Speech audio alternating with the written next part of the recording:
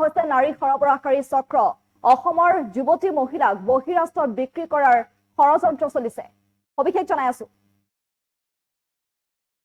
এক ভয়ংকৰ পৰিৱেশৰ সৃষ্টি হৈছে কিয়নো ৰাজ্যত সক্ৰিয় হৈ পৰিছে নাৰী সৰবৰাহকাৰী চক্ৰ অসমৰ যুৱতী মহিলাক বহিৰাষ্ট্ৰত বিক্ৰীৰ ষড়যন্ত্ৰ চলিছে ৰাজ্যত বৰ্তমানো যেটো সক্ৰিয় হৈ আছে নাৰী সৰবৰাহকাৰী চক্ৰ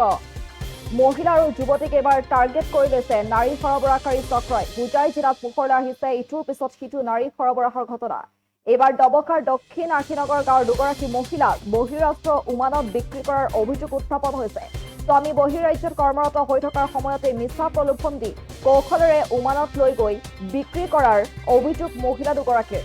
নগাঁৱৰ ঘৰুৱা কামৰ বাবে মাটি নি কৌশলেৰে বহিৰাষ্ট্ৰ উমানত নি বিক্ৰী কৰাৰ অভিযোগ পৰিয়ালৰ ইতিমধ্যে সমগ্ৰ ঘটনা সন্দৰ্ভত হুজাই আৰক্ষীৰ ওচৰত পৃথকে এজাহাৰ দাখিল কৰা হৈছে যদিও আৰক্ষীয়ে কোনো ধৰণৰ ব্যৱস্থা নোলোৱাৰ অভিযোগ উত্থাপন হৈছে দবকাৰ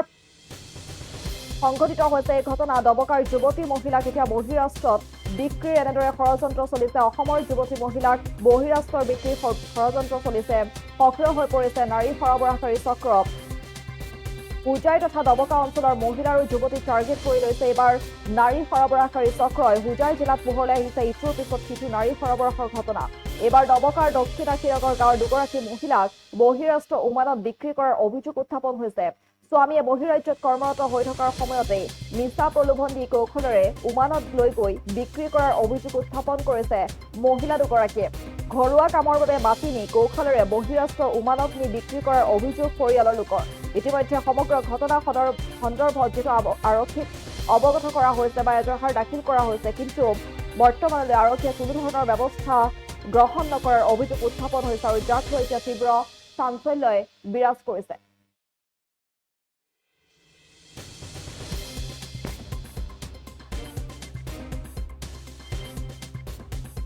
মোৰ ঘৈণীয়েকজনী ইয়াৰ পৰা নগাঁও চকীটোৰ পৰা তিনিজন দলাল মানুহ আহি ৰহিমউদ্দিন ইমৰান হুছেইন আৰু সিহঁতৰ মা হাজৰা চকিনা খাতুন এই তিনিজন মিলি আহি আমাৰ ঘৰত আহি সি ক'লে সিহঁতৰ নিজৰ ঘৰৰ কামৰ কথাখিনি কৈ সিহঁতৰ চকীটোত লৈ গৈছে চকীটোত লৈ যোৱাৰ পিছতে 15 দিন পিছত মই খবৰ পালোঁ ডিমাৰ পৰা খবৰ পাই ঘৰত আহিলোঁ আহি বিচাৰ কৰাতে নীলবান থানাত এখন এজাহাৰ দিলোঁ এজাহাৰ দিয়াৰ পিছতে নীলবান থানা ফোন মাৰি অলপ দিন কথা পাতিছে কেছটো শেষ হৈ গ'ল পিছতে মই লগটো বাদ দিলোঁ বাদ দিয়াৰ পিছতে হঠাৎ অলপ দিন আগতে 15-20 দিনমান আগতে মোৰ ঘৈণীয়েকজনী মোৰ ল'ৰাৰ লগত ভিডিঅ' ফোনত কথা পাতি আছে যে সি উমান দেশত সেই তিনিজন মানুহে এজন মানুহ উমানতে আছে ইমৰান বৰ্তমান উমানতে আছে ৰহিম আৰু সিহঁতৰ মা এনেকৈ ঘটনা কৰি সিহঁতক ফুচলাই নি সিহঁতক বিক্ৰী কৰি দিছে উমান দেশত এতিয়া সি বুস্তা কানফৰত সি ৰিকুৱেষ্ট কৰি আছে যে সিহঁতক উদ্ধাৰ কৰি আনি দিবৰ কাৰণে বহুত ৰিকুৱেষ্ট কৰিছে মোৰ ল'ৰাৰ লগত ফোনত ভিডিঅ' যোগে কথা কৈছে কোৱাৰ লগে লগে পিছতে মই এখন এজাহাৰ SP চাহাবৰ যিকোনো খবৰৰ বাবে যোগাযোগ কৰক 7099017330 লগতে 7099017110 নম্বৰত